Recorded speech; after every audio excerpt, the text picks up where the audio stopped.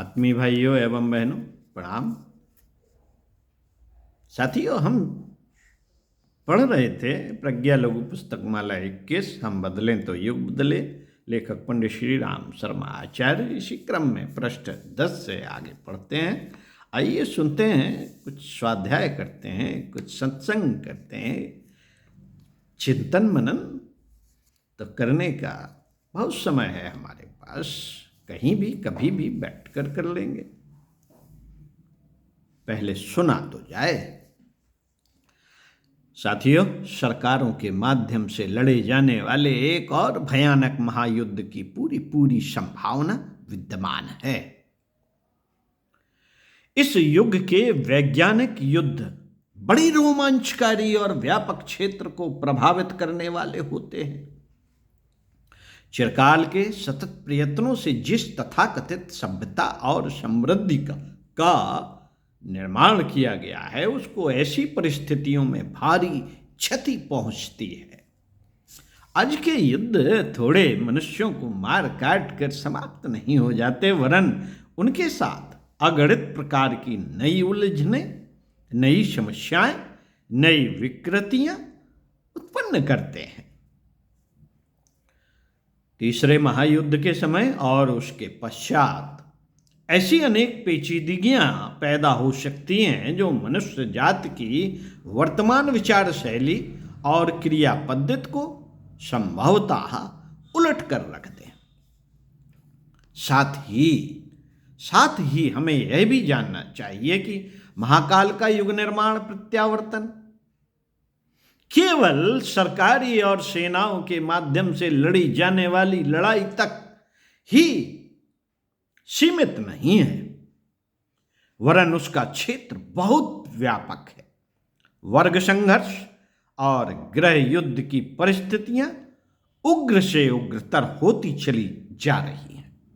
हड़तालें, घेराव, धरना, कलमबंद आंदोलन के पीछे केवल आर्थिक कारण ही नहीं, मनोभूमि का विक्षोभ भी है।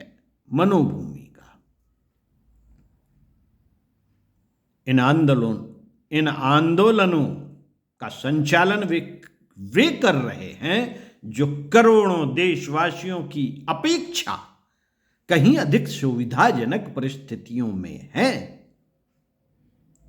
भाषा, संप्रदाय, प्रांत और छोटे छोटे कारणों को लेकर अप्रत्यक्ष रूप से गृह युद्ध जैसी, शीत युद्ध जैसी स्थिति पैदा हो रही है। मित्रों, यह तो भारत की आंतरिक स्थिति की बात हुई। वस्तुतः समस्त विश्व में यही वातावरण व्याप्त है।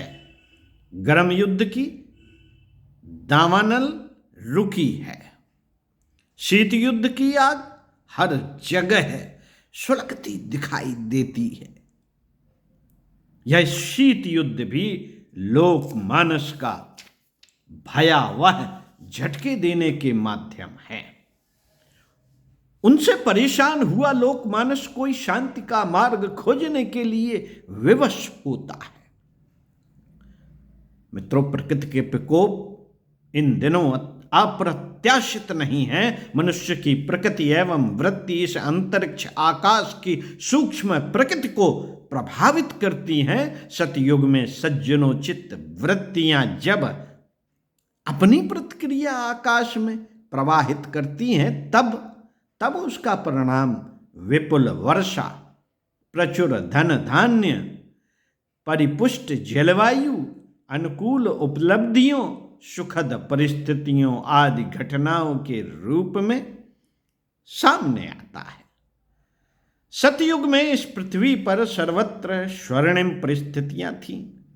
प्रकृति मानवीय सुख साधनों के अनुकूल चलती थी, अपना ठीक काम करती थी और धरती आकाश सभी मंगलमय उपलब्धियां उत्पन्न करते थे।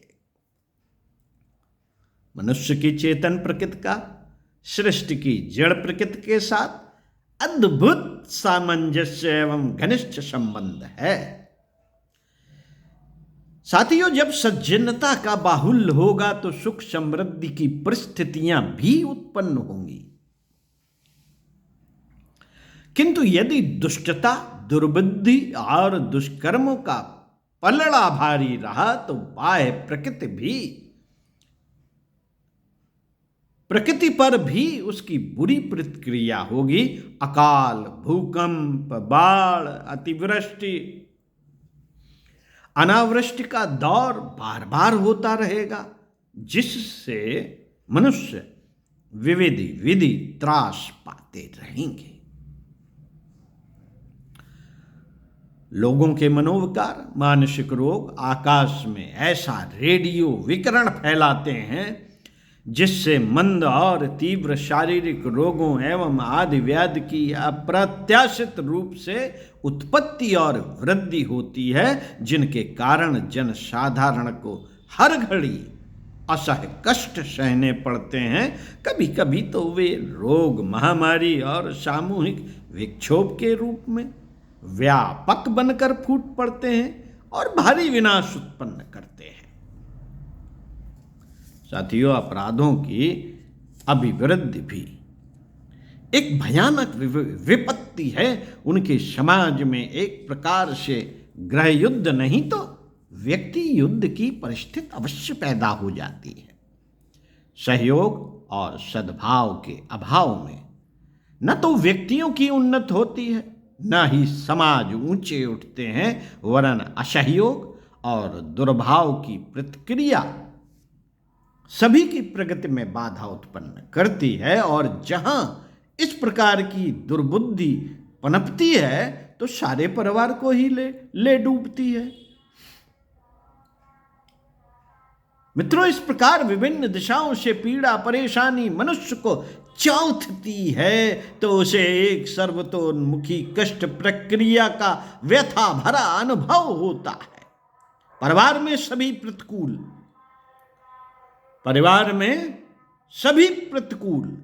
बच्चे अवज्ञाकारी, वयोवृद्ध दुराग्रही होने से घर नरक बन जाता है। शरीर में अंग प्रत्यंगों में छिपे हुए रोग अहरनिश उत्पीड़ित करते हैं।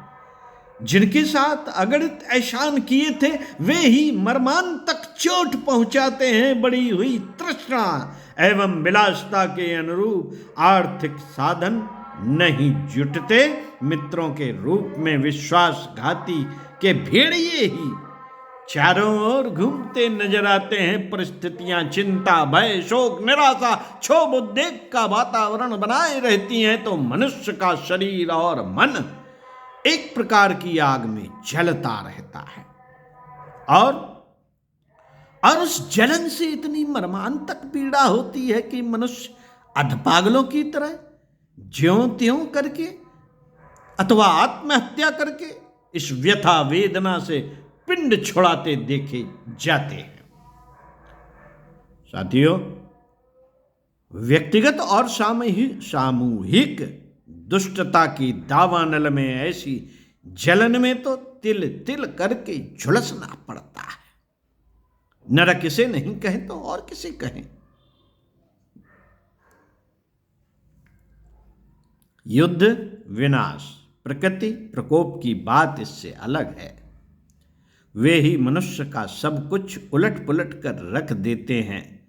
रूस, चीन, Yugoslavia, Hungary, Czechoslovakia, Poland, Albania आदि देशों में जो साम्यवादी क्रांति हुई उसने करोड़ों व्यक्तियों को खून के आंसू बहाने के लिए और एक अप्रत्याशित परिस्थिति में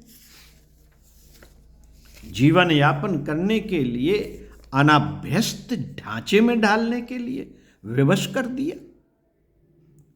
यह परिवर्तन प्रकृति प्रकोपों से भी अधिक निर्मम थे। महाकाल का चक्र चला एवं देखते देखते साम्यवाद से जुड़े अधिनायकवाद के खिलाफ क्रांति की एक लहर चली एवं हंगरी, पोलैंड, चेकोस्लोवाकिया, रूमानिया जैसे राष्ट्रों में सभी को स्वतंत्र बोलते रहने का अधिकार मिल गया है। यह संधि वेला की एक महत्वपूर्ण घटना है। यह संधि वेला की एक महत्वपूर्ण घटना है, चूंकि मनुष्य जात अभी भी अनीत का मार्ग न छोड़ने के लिए अपने दुराग्रह पर अड़ी हुई है, इसलिए प्रत्यक्ष दिखता है कि हमें अगले ही दिनों पुनः महाकाल के कोप भयानक विपत्तियों में होकर गुजरना पड़ेगा। संभव है साथियों, संभव है यह दंड विधान हमें दुर्जनता का पथ छोड़कर सज्जनता अपनाने के लिए प्रेरित करे। संभव है। ऐसा हो सका तो इन भावी विभीषिकाओं को भी नवयुग निर्माण की प्रसव पीड़ा मानकर मंगलमय ही कहा जाएगा। ओम शांति। अगले वीडियो में आपको इसी क्रम में पढ़कर सुनाएंगे पृष्ठ 17 से भावी देवासुर संग्राम और उसकी भूमिका। सुनते रहिए, स्वाध्याय सत्संग करते रहिए।